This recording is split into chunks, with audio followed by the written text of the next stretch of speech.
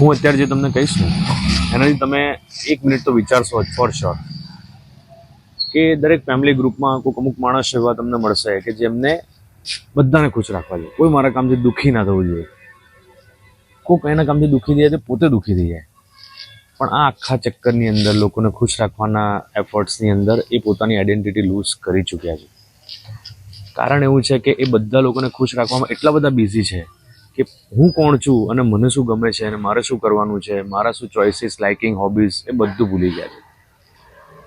અને એક ટાઈમ એવો પણ આવે છે કે જે પોતે ડિસઅપોઇન્ટ થાય છે, કારણ કે જે લોકોને ખુશ રાખવામાં એમણે પોતાની જિંદગી આપી દીધી છે એ જ લોકો આજની તો કાલે એમના માટે નેગેટિવ બોલશે.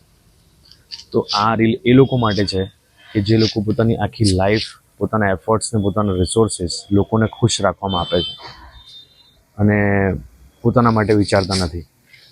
તો આ રીલ એ લોકોને મોકલો કે એ લોકો જલ્દી પોતાની જાતને ચેન્જ કરે.